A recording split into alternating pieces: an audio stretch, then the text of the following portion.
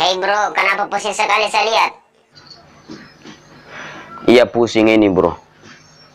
Apa kasih pusing ki? Itu yang kasih pusing ah. Sekarang ini bencana ini makin besar. Belum selesai bencana satu, muncul lagi bencana yang lain. Sementara masih ada hamba Allah manusia yang belum sadar bahwa ini adalah cobaan Allah Subhanahu wa Ta'ala. Kenapa memang?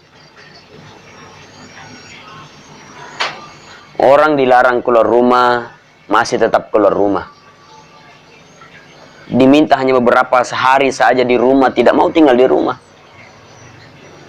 Mereka hanya mengatakan, kenapa masih kita takut sama virus ini, penyakit ini? Kita hanya lebih takut kepada Allah Subhanahu wa Ta'ala. Lalu kalau seperti demikian, kenapa ulama-ulama kita di Majelis Ulama Indonesia mengeluarkan fatwa bahwa boleh kita sholat saja di rumah, diam di rumah, jangan keluar. Bahkan Nabi sendiri pernah mengatakan, kalau ada satu daerah terkena virus, suatu wabah, maka jangan masuk ke dalamnya. Kalaupun engkau terkena oleh wabah itu, maka jangan engkau keluar. Kan tidak apa-apa, Ji. Apaan yang tidak apa-apa? Karena tidak ada yang mau mendengar, keluar keluyuran ke sana kemari, berkerumunan, berkumpul sama orang-orang, sementara orang-orang di kerumunannya gitu tidak tahu apakah ada yang terkena virus ini atau tidak ada. Jadi jangan mengatakan tidak apa-apa. Nah, terus masalahnya apa? Ya masalahnya, kita ini sedang diberikan peringatan oleh Allah Subhanahu wa Ta'ala. Bencana ini peringatan Allah. Nah, kalian dengar ya. Dengar. Ini ada juga orang yang biasa menjadikan ini virus corona ini sebagai bahan candaan, sebagai bahan tawaan. Ada yang bikin video-video lucu terhadap virus ini. Padahal perlu kalian ketahui bahwa virus ini adalah bencana dari Allah Subhanahu wa Ta'ala. Ini sebuah peringatan dari Allah Subhanahu wa Ta'ala. Apakah kita menjadikan peringatan Allah itu sebuah candaan? Ini seakan-akan kita tidak punya hati dan nurani. Coba kita lihat sekarang ini. Coba dengarkan baik-baik. Coba perhatikan Mekah. Masjidil Haram, orang jarang tawaf di sana. Orang dilarang umrah. Bahkan nanti akan ditiadakan namanya haji. Dan ini sebuah musibah yang besar. Kalau di Makkah sudah jarang orang yang tawaf, orang-orang dilarang umrah dan haji, ini bencana yang besar. Masjid-masjid ditutup. Salat berjamaah di masjid dilarang. Salat Jumat ditiadakan. Silaturahmi dilarang. Apakah ini bukan sebuah peringatan dari Allah Subhanahu wa Ta'ala? Ini adalah peringatan besar.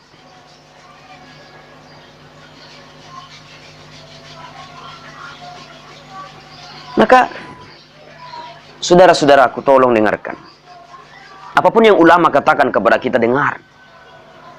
Apapun yang umara, pemimpin kita katakan kepada kita, dengar. Pemimpin mengambil sebuah rujukan dari fatwa ulama.